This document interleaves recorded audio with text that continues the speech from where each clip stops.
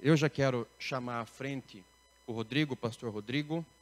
Ele vai se apresentar melhor, mas o Rodrigo já esteve aqui conosco, já esteve aqui pregando. E quero dizer, foi um momento mais do que oportuno, muito abençoado. Aquele mês de maio, aquela palavra que você trouxe para as famílias da igreja. De maneira que é uma alegria ter aqui você de novo. Obrigado por ter aceitado. Quero agradecer muito você por estar aqui, por ter trazido o pessoal também. Ocupe o seu posto. Obrigado. Deus te abençoe. Obrigado, Gustavo. É um prazer estar mais uma vez com vocês aqui. A gente esteve juntos aí há cerca de, pouco mais acho que de um ano atrás, né? E foi um tempo muito bom, a gente pode estar conversando aqui.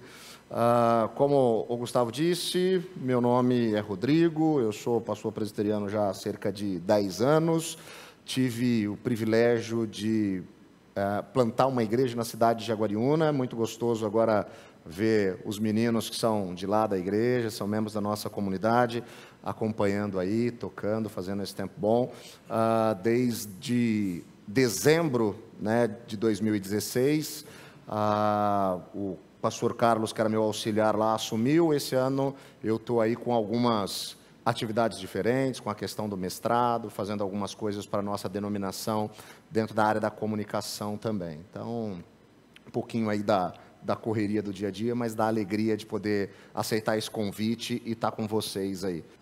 E eu fiquei muito feliz de poder vir aqui em um momento especial na vida da igreja, porque, afinal de contas, nesse mês de fevereiro é a comemoração dos 28 anos, né, da organização da igreja aqui do Jardim São Paulo, e a temática para esse mês, muito propícia, é sobre os desafios de se viver em comunidade, os desafios da vida comunitária. E semana passada o Gustavo já esteve aí falando um pouquinho sobre os relacionamentos, as implicações disso, e eu queria que hoje a gente voltasse um pouquinho o nosso foco para a missão. Afinal de contas, enquanto discípulos e discípulas de Jesus, o nosso papel, a nossa vocação diz respeito a participar da missão de Deus na história, e Ele nos deixa, Ele nos convida a participar com Ele daquilo que Ele está construindo, e então é sobre isso que a gente vai falar, sobre a participação, sobre o engajamento nessa missão. Porque, afinal de contas, se é quando a gente olha para o mundo à nossa volta, a gente percebe muito desespero no que diz respeito ao que vai acontecer no futuro. A gente tem vivido isso no nosso país, incertezas no que diz respeito ao aspecto econômico, político, social da nossa nação.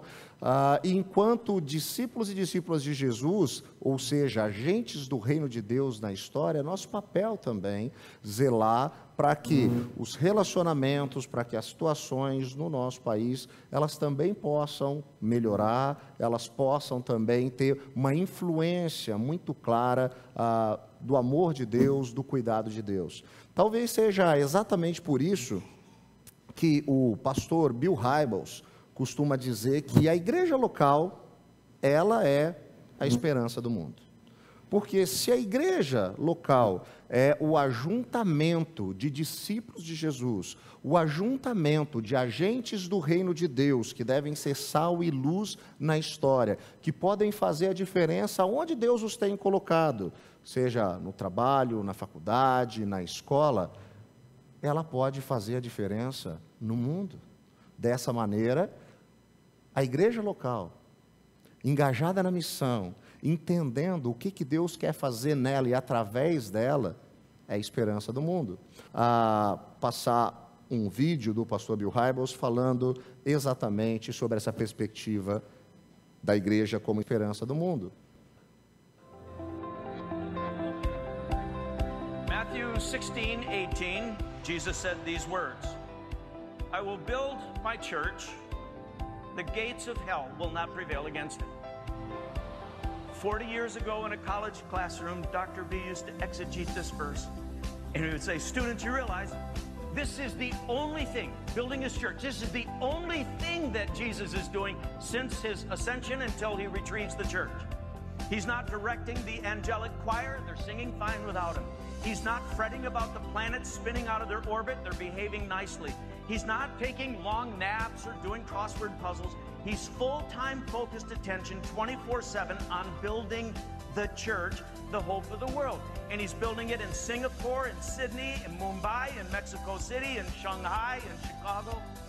And I do hope you understand, please, that perhaps the greatest privilege in all of human life is when Jesus taps you on the shoulder and says, hey, Phil, hey, Pam, Jason, I have a critical role for you to play. Will you join me as I build my church? It is the hope of the world, you know. Willow has to reach its full potential because it's the hope of the world. Each of its attenders really matters. Young or old, rich or poor, black or white, doesn't. Each member really matters.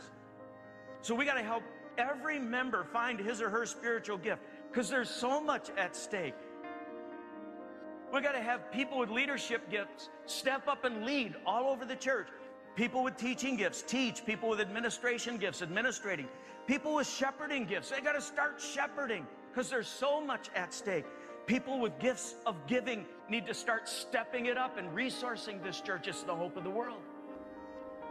We got to grow up our young people in a manner that invites them to be a part of the hope of the world in a way that's understandable and meaningful to them at a young age, so they'll want to be a part of the faith community for the rest of their life.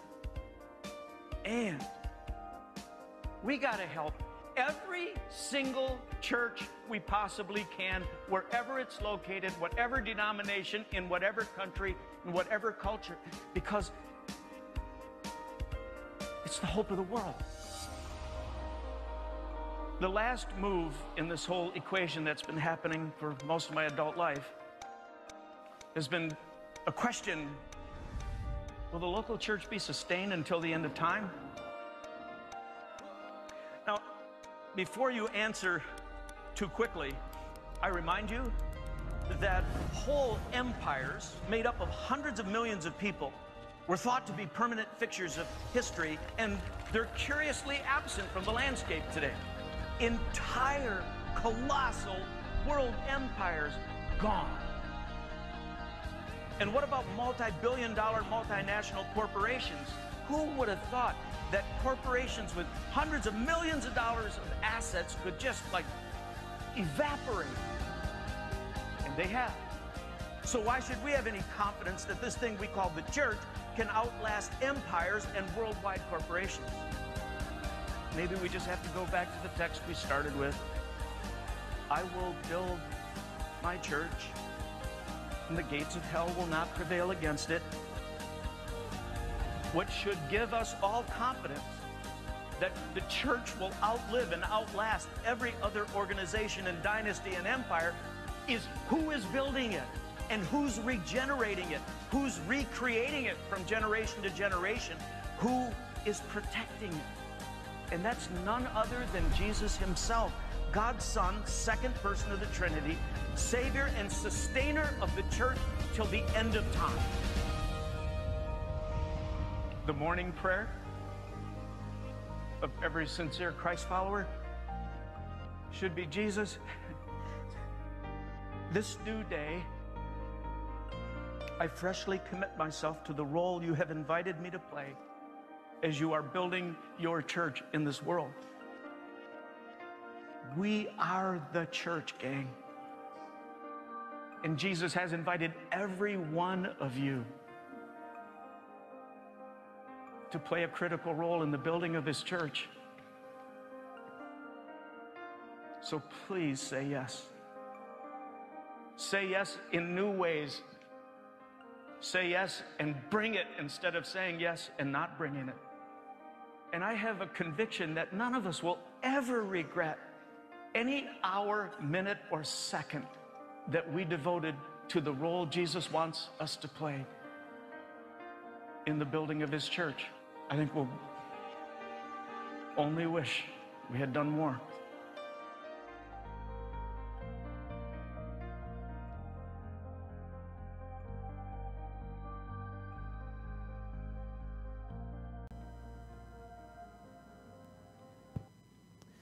Por isso que a igreja local, ela é a esperança do mundo. Impérios, grandes empresas passaram, mas a igreja, a comunidade de discípulos, ela continua firme, cumprindo a sua missão e sustentando aquilo que Deus está construindo na história. Para falar sobre o engajamento, então, na missão, eu queria que nós olhássemos para uma comunidade lá do primeiro século que vivia o Evangelho na sua essência e que isso gerava a atenção de todos às suas voltas. Portanto, eu queria convidar você a ler comigo o texto que está lá em Atos, capítulo 2. Você pode ler aqui na projeção, na Nova Versão Internacional, na sua Bíblia. Quando chegar em casa, você pode ler e reler esse texto. Na verdade, esses 2 versículos que eu quero trabalhar, que dizem o seguinte: todos os dias continuavam a reunir-se no pátio do templo, aqueles que se tornaram discípulos e discípulas de Jesus. Eles partiam o pão em suas casas e juntos participavam das refeições, com alegria e sinceridade de coração, louvando a Deus e tendo a simpatia de todo o povo. E o Senhor lhes acrescentava todos os dias os que iam sendo salvos. É interessante porque quando a gente olha com um pouco mais de atenção para o livro de Atos, a gente encontra constantemente Lucas descrevendo, por exemplo, que o número dos discípulos, do número daqueles que compreendiam a mensagem de amor e graça por meio de Jesus, aumentava, crescia, multiplicava. E ele usa essa mesma expressão para a palavra de Deus. A palavra de Deus sendo compartilhada e sendo vivida naquele tempo, ela constantemente se multiplicava, aumentava e crescia. Quando a gente olha para a missão sendo vivida a partir dessa comunidade no primeiro século, sabe o que a gente percebe? Que essa missão que eles tinham enquanto discípulos, no seu dia a dia, nos seus relacionamentos, ela era uma missão contagiante. Por quê? Porque todos que moravam ali à volta daqueles discípulos olhavam para a vida deles, para as atitudes deles, para o comportamento deles, para as decisões deles. E eles se encantavam, porque parecia existir uma coisa diferente. O texto de Atos diz que eles contavam com a simpatia de todos. Todo o povo se simpatizava com aqueles discípulos pela maneira como eles viviam, com a maneira com que eles lidavam com as coisas, com a maneira com que eles compartilhavam a vida e o Evangelho. Já que a gente está falando de missão, e eu tenho trabalhado ao longo do meu ministério, focado nisso há mais de 10 anos, eu tive oportunidade alguns anos atrás, no nosso seminário presbiteriano lá em Campinas, estar ensinando sobre evangelização. Uma pergunta que eu gosto de fazer é a seguinte: se a gente está falando sobre missão, o que significa compartilhar o Evangelho? Será que tem a ver simplesmente com a gente chegar para alguém e falar das más notícias e das boas notícias a respeito de Jesus, das más notícias de como a humanidade se separou de Deus e das boas notícias de como Deus entrou na história por intermédio de Jesus e nos resgatou? Seria isso? Como que a gente faz isso? É fácil fazer isso? Talvez você deve estar sentado aí, deve estar pensando: bom, pastor, isso aí é fácil para o senhor falar, porque afinal de contas é isso que o senhor tem que fazer. O senhor é pastor, o que o pastor faz é compartilhar o Evangelho, né? No máximo os seminaristas estão ali se preparando, né? O Tássio, o Cariston, que estão lá, passam a semana inteira lá no seminário se preparando para eles fazerem isso, mas isso não é algo natural para mim, né? Não é algo que eu fico à vontade para fazer. O grande problema é que quando a gente olha para a Bíblia, para a sabedoria bíblica, para os ensinamentos de Jesus, a gente percebe que, para começar, isso não é nem sequer uma orientação, mas isso é um imperativo que Jesus dá a todos os discípulos de ir e compartilhar o Evangelho. Como que a gente faz isso? Tem um autor que eu gosto muito de ler, ele é um missiólogo australiano chamado Michael Frost, que diz o seguinte: No que diz respeito ao aspecto da evangelização, de compartilhar o evangelho, existem duas possibilidades. Existem aquelas pessoas que têm na evangelização um dom, apresentam o evangelho com clareza e estão sempre em busca de oportunidades. Você já deve ter encontrado, conhecido alguém dessa maneira. A pessoa, ela consegue, ali na fila do supermercado, na fila do banco, em 5 minutos, conduzir qualquer conversa sobre qualquer assunto para uma explanação clara do evangelho. Onde ela estiver, ela está falando para alguém a respeito de Jesus, a respeito do Evangelho. Se ela está andando na rua, está parada no ponto de ônibus, passa alguém, ela consegue falar a respeito do Evangelho. Se não tiver ninguém, ela fala para o poste sobre o Evangelho. Mas ela consegue fazer isso com muita naturalidade. Por quê? Porque isso faz parte do seu conjunto de dons. Ela tem dons na área da evangelização. E ela faz isso com naturalidade. Pergunta: pastor, eu não tenho dons nessa área. Eu vou contar um segredo para vocês. Apesar de muitas pessoas pensarem o contrário, por essa ser a área que eu tenho trabalhado ao longo dos últimos anos, eu também tenho entendido que eu não tenho dons naturais na área da evangelização. Eu tenho dons em outras áreas. Só que existe uma coisa. O Michael Frost continua. Ele diz o seguinte: outras pessoas que não têm esses dons na área da evangelização, não fazem isso com tanta naturalidade, eles vivem uma vida séria, de comunhão com Deus. E eles testemunham em suas atitudes, e eles se relacionam sabiamente com as pessoas, e eles esperam o momento certo. Repare, eu não estou falando daquela história aqui de que, não, eu simplesmente vou vivendo a minha vida, vou fazendo as coisas corretas, e aí as pessoas, assim eu prego o evangelho. Não, a fé, ela vem pelo ouvir, a pessoa precisa entender, ela precisa conhecer a história da redenção em Jesus. Existe um momento em que a gente precisa compartilhar aquilo que a gente crê. Só que se a gente não tem facilidade de fazer isso naturalmente, mas a gente vive de uma maneira diferente, o que vai acontecer? Os papéis vão se inverter. E as pessoas, em um determinado momento, vão chegar para a gente e vão fazer algumas perguntas. E aí a gente vai responder a esses questionamentos, a essas perguntas, graciosamente, com o Evangelho. Eu tenho percebido que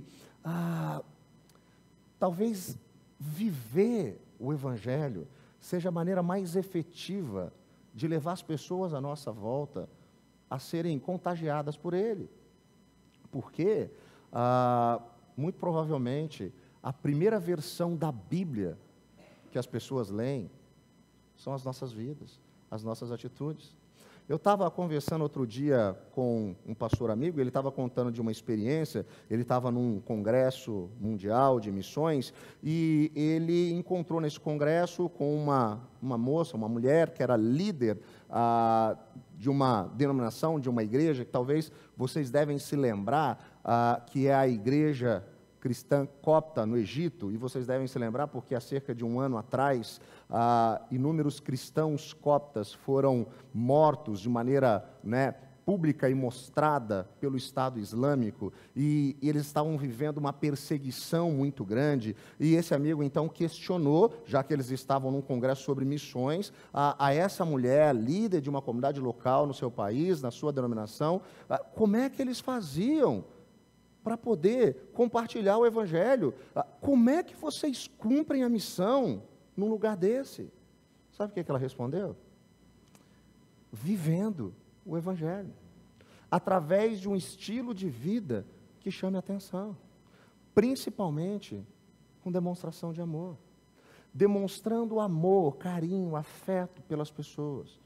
Nós estamos compartilhando com as nossas vidas o Evangelho.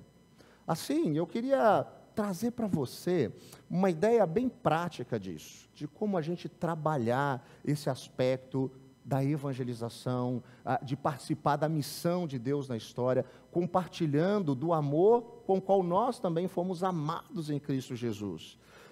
E eu queria desafiar você hoje a inverter uma coisa, porque geralmente a gente pensa o seguinte: como na nossa cabeça está embutido que aqui, na igreja de Jardim São Paulo, presbiteriano de Jardim São Paulo, o papel de compartilhar o evangelho é só do pastor Gustavo, porque afinal de contas ele é o pastor, então o nosso papel é convidar as pessoas para virem na igreja e ele faça o papel dele, né? Eu queria desafiar vocês a pensar isso de uma maneira diferente. Antes da gente convidar as pessoas para a igreja, vocês vão perceber que isso é importante, vai chegar o momento da gente convidar as pessoas para a nossa comunidade, mas eu queria desafiar você a fazer o seguinte: primeiro, conversar com Deus. A gente, dentro do processo da evangelização, pensa apenas na hora da gente falar com as pessoas a respeito de Deus, mas a gente não gasta nenhum tempo falando com Deus a respeito das pessoas com quem a gente está compartilhando o evangelho. O meu desafio é o seguinte: primeiro, converse com Deus, busque sensibilidade para perceber se essa é a sua missão, se esse é o imperativo que Jesus nos dá, o de ir e fazer discípulos, o de ir e compartilhar o evangelho, aquilo que o próprio Jesus ensinou. Peça para Deus mostrar para você quem é a pessoa que Ele quer alcançar com o Espírito dEle a partir de você. Quando isso ficar claro, fale com Deus a respeito dessa pessoa, de como você percebe as limitações, as dificuldades, os medos, as frustrações que ela possa estar vivendo. Fale com Deus a respeito dessa pessoa. Segundo, conecte-se a essa pessoa. Estabeleça relacionamentos, mas relacionamentos sólidos. Eu andei dando uma olhadinha, uma espiadinha na pregação de semana passada, e eu vi que o Gustavo falou um pouquinho sobre o Zygmunt Bauman e a ideia dos relacionamentos no nosso tempo, né? Eu estou falando da ideia de construir relacionamentos de verdade. Como que a gente pode fazer isso? Eu queria dar algumas dicas para você. Por exemplo, estabelecendo esse relacionamento. Uma dica que muitas pessoas, inclusive missiólogos do nosso tempo, falam a respeito disso, é um negócio muito simples e que a gente gosta muito de fazer. Comer junto com as pessoas. Eu não sei se você já reparou, mas constantemente quando a gente olha para os evangelhos e a gente começa a ler as histórias de Jesus, quando ele está se encontrando com pessoas, quando ele está ensinando os seus discípulos, o que ele está fazendo? Ele está sentado numa mesa, ele está num jantar, ele está comendo. Chegou um momento que ele até falou: olha, estão me chamando de comilão, de beberrão, porque eu estou sempre ali na festa, comendo com as pessoas. Quando você senta para conversar, para ter uma refeição com alguém, isso gera mais intimidade. Essa é uma excelente dica. Convide essa pessoa que Deus tem colocado no seu coração para compartilhar o evangelho, para um jantar, para um momento em que vocês possam conversar, se conhecer mais, estabelecer efetivamente esse relacionamento. Nem que seja aquela coxinha depois da aula, quando estiver terminando, você vai para a cantina com aquela pessoa: eu queria conversar com ele, vamos comer uma coxinha juntos. Aqui em Sorocaba, comer coxinha é um negócio fácil, né? Então, assim, essa é uma boa dica para vocês que não conhecem, vir a Sorocaba, parada básica é comer coxinha na padaria real. Então, nem que seja comer uma coxinha, senta para conversar. Dentro dessa conexão, quando você começa a conversar, escute o que as pessoas têm para dizer. O pastor Dave Ferguson, um pastor numa igreja na região de Chicago, ele escreveu um livro intitulado Descubra a Sua Missão Agora, e ele conta uma série de histórias. Em um determinado momento ele fala de que um grupo da igreja dele tinha ido fazer uma viagem missionária para uma região bem pobre, literalmente uma favela, um assentamento na Índia. E aquele grupo estava muito empolgado com essa viagem. E eles estavam pensando o que eles iam fazer quando eles estivessem lá. E alguns estavam dizendo o seguinte: não, o que a gente precisa fazer é construir para eles uma escola. Porque o que muda as coisas é a educação. Então, se a gente deixar como legado uma escola para aquele pessoal, isso vai fazer a diferença para eles. Um outro grupo disse: não, a gente precisa construir um hospital. porque é uma região muito carente, eles têm muitas necessidades nessa área da saúde. Se a gente construir um hospital para eles, a gente vai poder ajudá-los muito mais. Existia um outro grupo mais espiritual que dizia, não, o que a gente precisa fazer é construir uma igreja, né? Porque se a gente vai até lá e vai falar de Jesus, eles vão ter uma igreja, um local para poder, né, adorar a Deus. E eles então chegaram até aquela localidade e alguém teve uma brilhante ideia.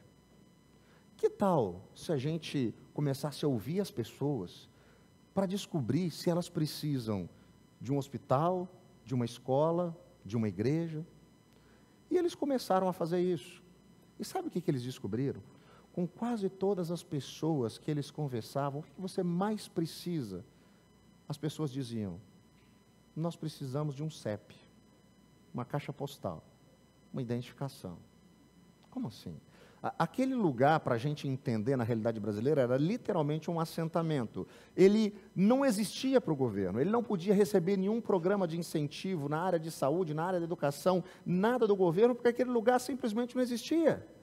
Ele nem sequer podia receber uma correspondência, porque ele não tinha nem uma caixa postal, ele não tinha nem um CEP. Ele fala no livro que talvez ter construído uma igreja, um hospital e uma escola tivesse sido mais fácil do que conseguir o CEP para aquele local. Foram 2 anos junto às autoridades indianas até que aquele lugar, enfim, pudesse figurar no mapa, existir, ter o seu próprio CEP e conseguir outros incentivos e o que eles precisavam. O que eles fizeram? Eles ouviram. O problema é que a gente gosta muito de falar, mas a gente tem muita dificuldade de ouvir. Eu sei, porque eu sou assim. Você imagina, alguém que é jornalista, da área de comunicação, pastor, se tem uma coisa que eu gosto de fazer, é de falar. E dentro dessa área da comunicação, eu constantemente tenho visto como as pessoas buscam falar de uma maneira melhor, mais efetiva. Então você tem muitos cursos de oratória, aprenda a comunicar melhor, aprenda a falar de uma maneira mais efetiva. Você já viu em algum lugar, algum cartaz, alguma propaganda de algum curso de escutatória? Eu nunca vi. Ninguém se dispõe a fazer curso de escutatória. A gente não está disposto a escutar as pessoas, a ouvir as pessoas falarem a respeito das suas dores, das suas frustrações, das suas dificuldades. Agora, se você estabeleceu o relacionamento, ou se você ouviu essa pessoa, você pode agora encontrar espaço para servir, para fazer algo por ela. Afinal de contas, quando nós olhamos para o exemplo de Jesus, era assim que ele liderava, era assim que ele ministrava, servindo os seus discípulos, servindo as outras pessoas. A gente vê isso constantemente. Encontre espaço para servir. Se você já conversou com Deus, se você já se conectou a essa pessoa, a dica que eu daria é a seguinte: conte a sua história. Geralmente a gente pensa na apresentação do Evangelho apenas a partir do aspecto conceitual. Eu vou apresentar alguns conceitos para a pessoa para que ela possa crer em Deus. Não. Mostre o Evangelho de maneira viva e eficaz na sua vida. Mostre as más notícias do Evangelho, como o ser humano é carente, ele está mergulhado no caos e ele depende de Deus a partir da sua história. Porque eu e você sabemos que se Deus não estiver no controle das nossas vidas, qual é o nosso fim? Nós conhecemos a nossa natureza, a inclinação que nós temos constantemente, como diria o apóstolo Paulo, para fazer o mal que a gente não quer. A gente sabe o quanto a gente pisa na bola. A gente conhece as nossas limitações. Nós conhecemos as nossas imperfeições. Mas nós também conhecemos o amor de Jesus e como Ele tem nos transformado. Não é a ideia de mostrar para as pessoas como nós somos melhores porque frequentamos uma comunidade cristã, mas o quanto nós também somos falhos, porém pela graça de Jesus, pelo amor dEle, pelas misericórdias derramadas sobre nós, dia após dia, Ele tem nos levado na direção da maturidade, do amadurecimento, porque esse é o sonho de Deus para as nossas vidas. Desculpa, O que eu vou dizer agora, tem muita gente que fica triste com essa informação, mas eu preciso te contar. O sonho de Deus para a minha vida e para a sua vida, não é que a gente seja uma pessoa feliz o tempo inteiro. O sonho de Deus para a sua vida e para a minha vida é que nós nos tornemos pessoas maduras. E amadurecer dói. Amadurecer, crescer, dói. Eu lembro que alguns anos atrás, quando meu filho estava ali naquela fase de crescimento, ainda pequeno, em um determinado horário do dia, sempre ao final da tarde, ele vinha reclamar de dores na perna e pais de primeira viagem, sem saber o que estava acontecendo. A gente foi conversar com a pediatra e a gente explicou as dores e falou do horário, e ela começou a fazer algumas perguntas. Aí ela disse: pai, mãe, fiquem tranquilos. Isso é dor de crescimento, os ossos deles estão crescendo, e crescer dói. Se crescer fisicamente dói, imagina o quanto dói crescer emocionalmente e espiritualmente. Dói. Mostra essa história de como, apesar da dor, Deus tem sustentado. Ele tem cuidado de você. Ele tem derramado a sua misericórdia sobre a sua vida. Conte essa história. Porque não faz sentido nenhum você falar para ela: você precisa também ser um cristão. Mas o que está acontecendo na sua vida que já é cristão? Mostra a sua dependência de Deus e como Ele tem cuidado de você. Aí, faz o seguinte: você quer conhecer o lugar onde, junto com outras pessoas tão limitadas como eu tenho conhecido mais a respeito de Deus?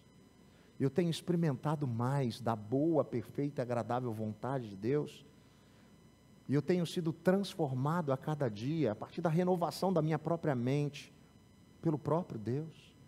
Convide essa pessoa para a igreja.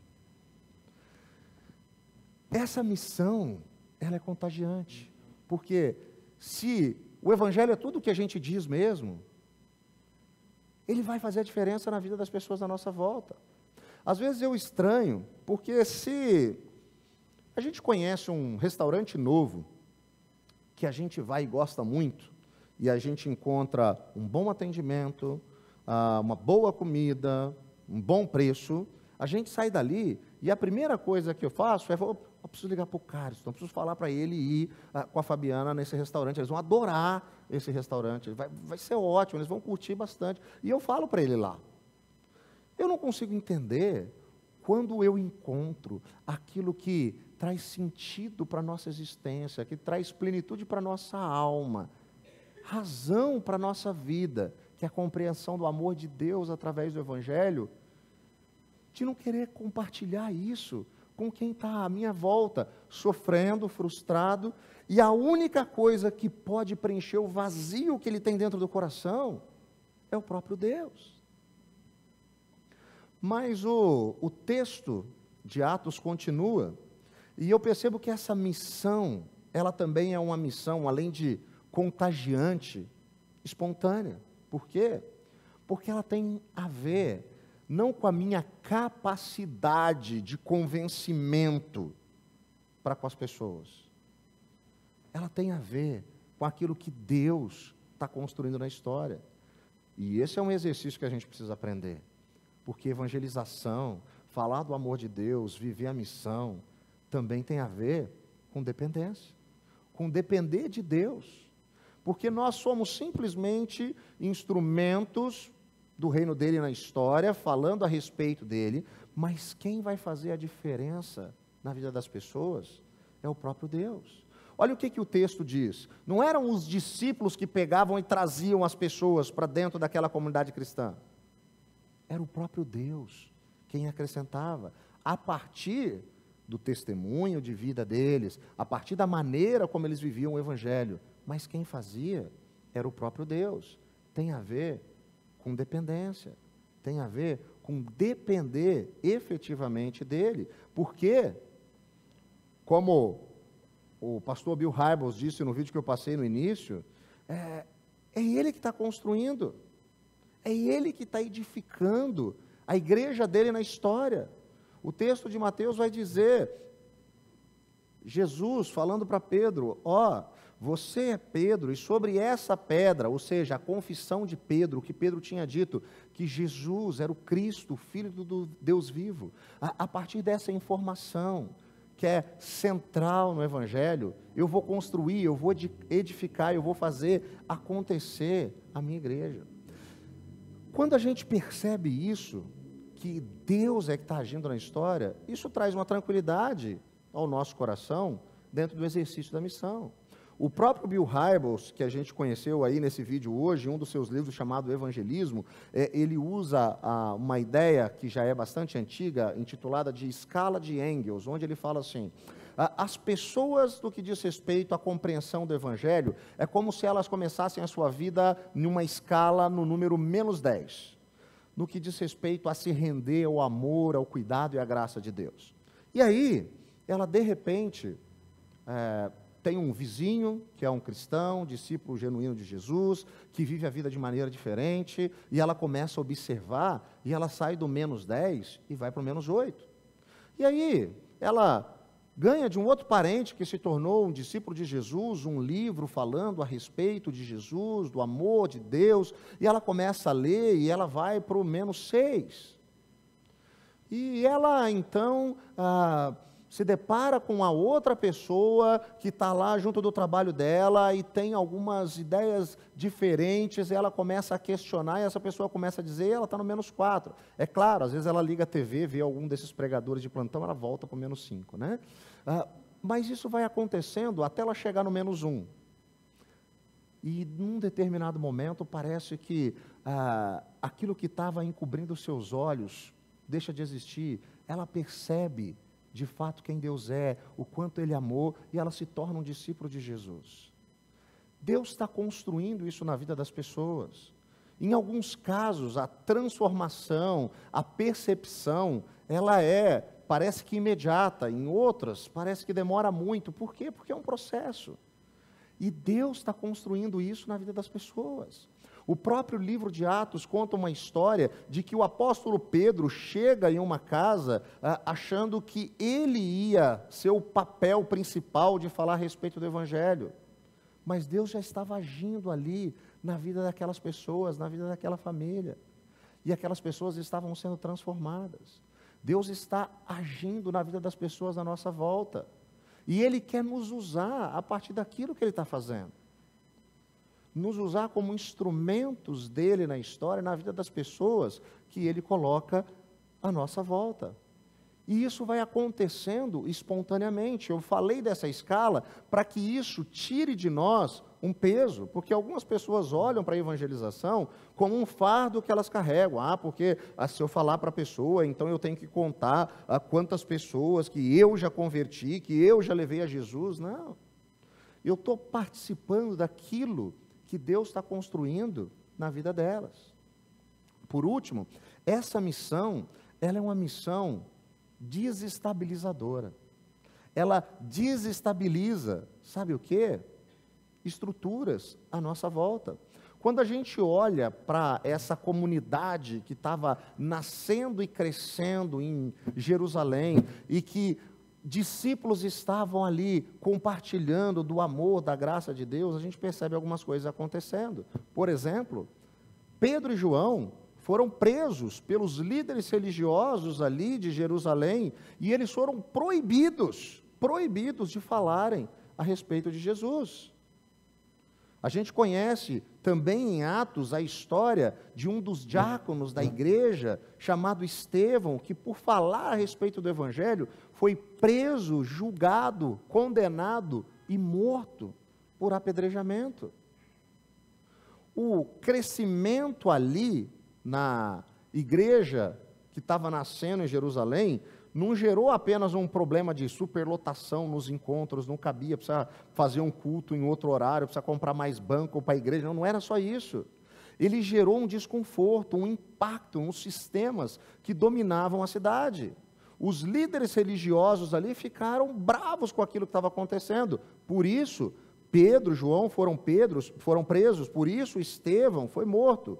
E mais, se a gente olhar para outras comunidades daquele tempo, como por exemplo a cidade de Éfeso, Lá, não só os líderes religiosos ficaram bravos, se sentiram ali desestabilizados e vão perseguir aqueles que falam a respeito do Evangelho, mas na cidade de Éfeso, até os comerciantes locais, eles se sentem desestabilizados, porque ela era uma cidade altamente idólatra, que vivia do comércio religioso. E quando o Evangelho começa a chegar naquela cidade e começa a libertar as pessoas, aqueles que viviam explorando as pessoas a partir de objetos da religiosidade, começam a ver o seu negócio minguando, o seu negócio indo por água abaixo. O que acontece? Eles ficam malucos, eles começam a perseguir. Por quê? Porque quando o Evangelho é pregado, quando o amor de Deus é compartilhado, estruturas vão sendo desestabilizadas. É isso que acontece. As estruturas que não condizem com aquilo que o Evangelho de Deus prega, o amor de Deus, a sabedoria de Deus nos traz, vão sendo desestabilizadas.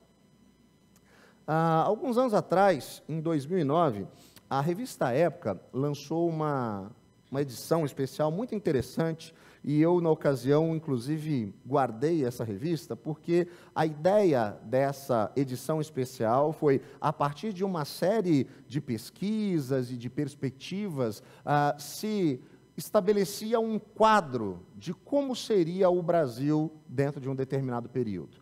A ideia daquela revista, que foi escrita em 2009, era como será o Brasil em 2020. E tinha uma série de situações, a partir de alguns prognósticos, e um deles é muito interessante, porque dizia respeito à religiosidade do brasileiro.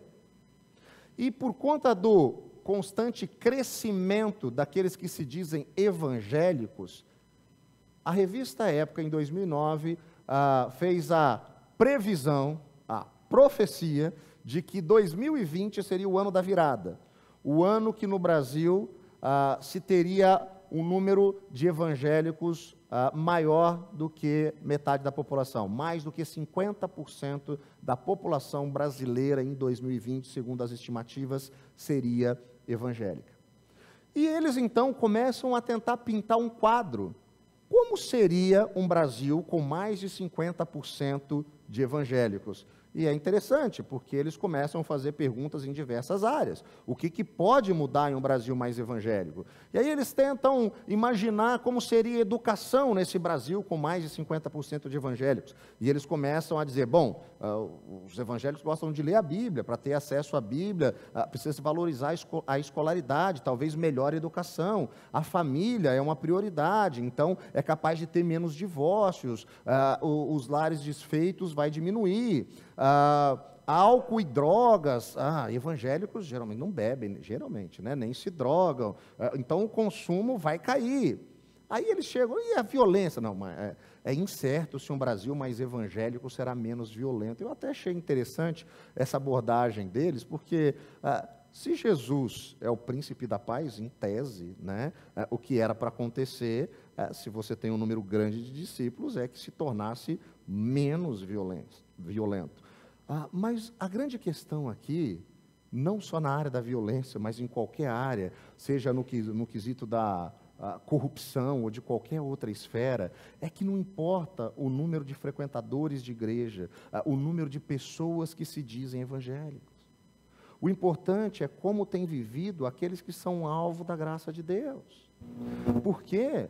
Porque o número de pessoas que se dizem evangélicas já vem crescendo, não de agora, mas há muitas décadas. E essas mudanças que eles estavam prevendo, elas não vêm acontecendo. Por quê? Porque não se estava vivendo efetivamente isso. Agora, pessoas que de fato compreendem o Evangelho, são agentes do reino de Deus na história, elas passam a quê? A ser sal e luz, aonde Deus tem colocado.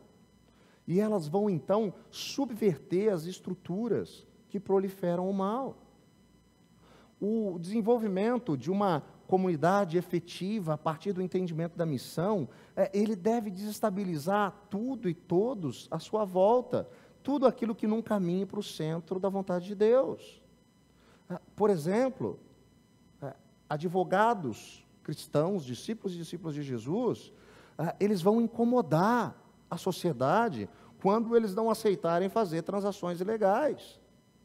Comerciantes, discípulos e discípulas de Jesus, que não vão mais aceitar receber propina. Políticos, policiais, que não vão se vender ao sistema. Em todas as outras áreas dos relacionamentos, amizades, casamentos. Por quê? Porque com o entendimento claro do Evangelho, vivendo o Evangelho, as estruturas à nossa volta, elas vão se modificando. Porque é isso que a missão faz. Ela transforma o ambiente, ela transforma as pessoas, ela transforma lugares, cidades, países. É isso que ela pode fazer. O grande desafio nosso, enquanto discípulos de Jesus, morando no Brasil, aqui na cidade de Sorocaba, no século 21, é perceber que o conjunto de discípulos e discípulas de Jesus, a igreja local, ela é a esperança do mundo. Quando nós vivemos como discípulos, quando as nossas atitudes, os nossos atos, de fato, refletem o caráter de Deus, a mudança, a transformação em tudo à nossa volta. Para a gente encerrar, refletir e para a gente praticar durante essa semana, algumas perguntas para você. Você tem vivido uma vida que evoca perguntas cuja resposta é o Evangelho? Peça ajuda para Deus, para refletir o caráter de Cristo nas suas atitudes, relacionamentos. Segundo, você tem confiado que Deus está no controle de fato da sua vida?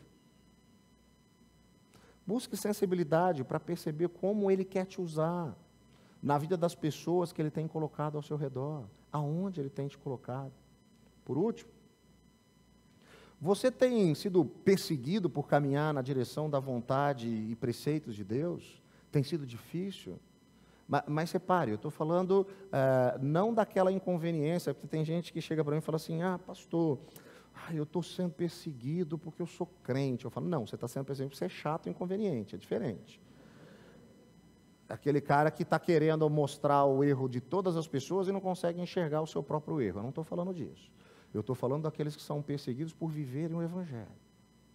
Persevere. Por quê? Porque Deus está construindo algo na história. E Ele optou por fazer isso através de mim e de você.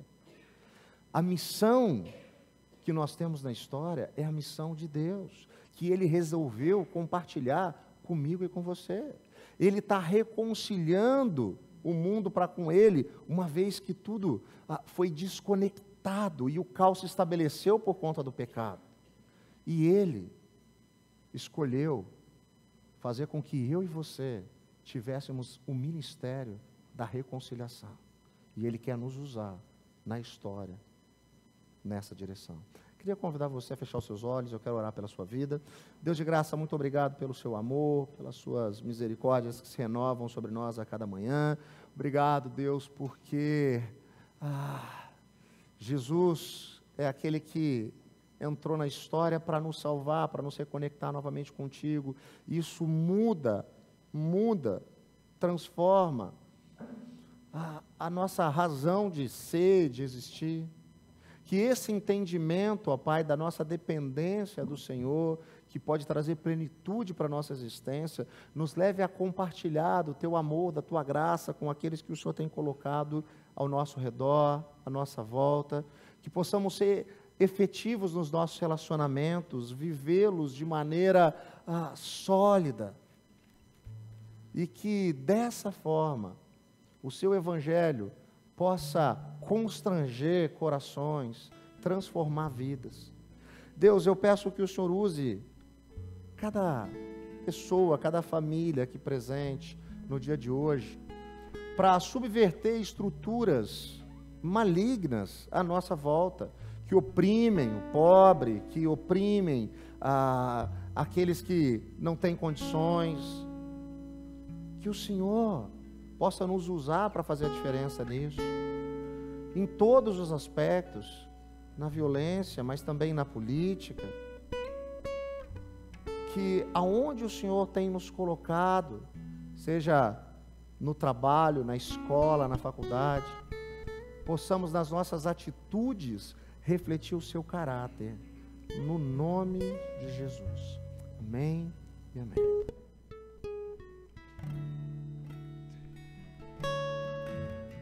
Para se colocar de pé, a gente vai encerrar cantando uma música.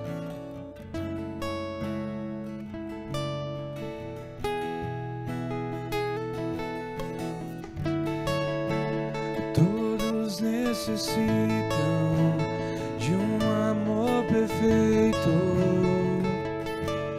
perdão e compaixão. Todos necessitam de graça e esperança e de um Deus que salva.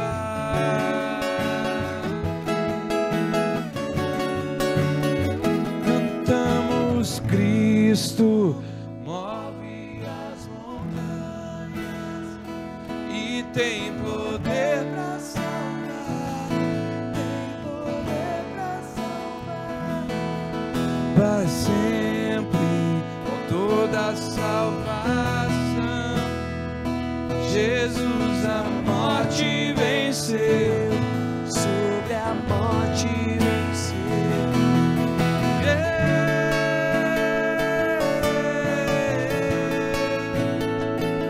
Seu a morte, o Senhor Jesus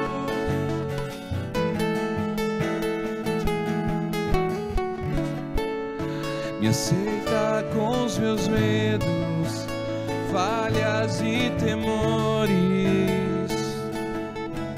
enche o meu viver, a minha vida entrego pra seguir teus passos, e a ti me rendo, a ti me rendo, Senhor. Cristo move as montanhas e tem poder pra salvar, tem poder pra salvar, e para sempre, com toda a salvação. Jesus a morte venceu, sobre a morte, que o mundo veja em nós, querido, e possa o mundo ver brilhar a luz. Cantamos para a glória do Senhor Jesus. Possa o mundo ver brilhar a luz. Cantamos para a glória do Senhor Jesus. Cristo e tem poder,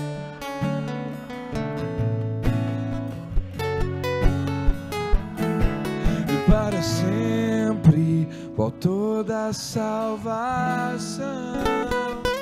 Jesus a morte venceu, sobre a morte venceu.